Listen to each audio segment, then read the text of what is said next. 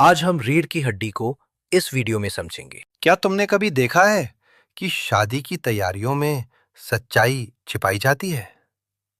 सोचो, एक परिवार अपनी बेटी की पढ़ाई छिपा रहा है ताकि रिश्ता पक्का हो जाए। ये कहानी उसी तरह की एक वार्तालाप और झगड़े को दिखाती है। लेखक जगदीश चंद्र माथुर हैं। वे 1917 में शाहजहांपुर में पैदा हुए थे। उनकी पढ़ाई इलाहाबाद विश्वविद्यालय में हुई और वे भारतीय सिविल सेवा में गए। वे बिहार के शिक्षा सचिव रहे, आकाशवाणी के महानिदेशक रहे और सूचना और प्रसारण मंत्रालय में भी काम किया। वे जीवन भर नाटक और लेखन में सक्रिय रहे और 1978 में उनका निधन हुआ। उन्होंने छोटी एकांकी और नाटक लिखे जो समाज की बुराइयों पर प्रहार करते थे। उनकी कुछ प्रमुख रचनाएं हैं भोर का तारा, कोणार्क, ओ मेरे सपने और शारदिया। और कोणार्क बहुत प्रसिद्ध है। रीढ़ की हड्डी एकांकी 1939 में लिखा गया एक व्यंग्यात्मक नाटक है। अब कहानी पर नजर डालते हैं। इसमें रामस्वरूप और उनकी बेटी उमा है। रामस्वरूप ने लड़के वालों को झूठ बोला कि उमा केवल मैट्रिक पास है, जबकि वो बीए पास है। वे घर सजाते हैं, तख्त बिछाते हैं, हारमोनियम और सितार निकालते हैं और मक्खन लाने के लिए रतन भेजा जाता है।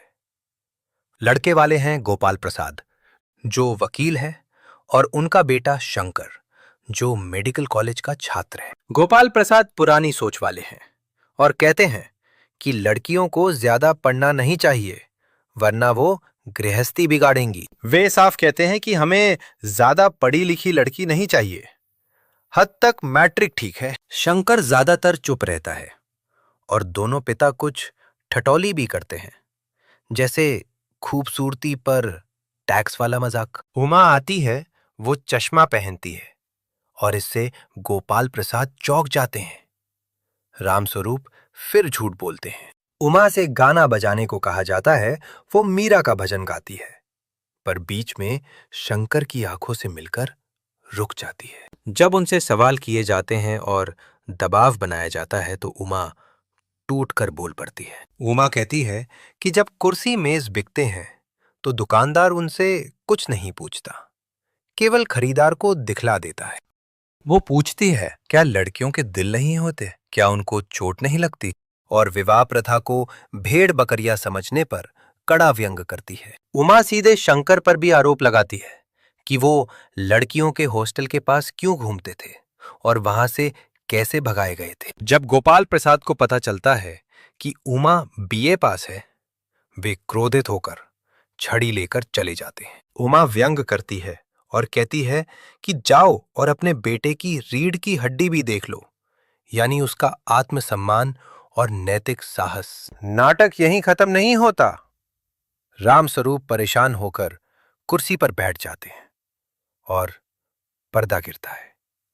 रतन मक्खन लेकर आता है। केंद्रीय संदेश ये है कि ये नाटक स्त्री शिक्षा, आत्मसम्मान और विवाह प्रथा की बुराइयों पर तीखा व्यंग करता है। मुख्य बातें ये है, लड़कियों की भावनाओं और इच्छाओं का सम्मान होना चाहिए और पढ़ाई छिपाना और रूढ़िवादी सोच दोनों गलत है। सच्ची रीढ़ की हड्डी यानी आत्मबल और नैतिक दृढ़ता लड़कियों में भी हो सकती है और समाज बदल सकती है, पर पितृसत्तात्मक सोच रोक बनती है। सबसे महत्वपूर्ण है रीढ़ की हड्डी का अर्थ आत्मसम्मान और नैतिक दृढ़ता, जो व्यक्ति को सही काम करने का साहस देती है। तो हम क्या सीखते हैं?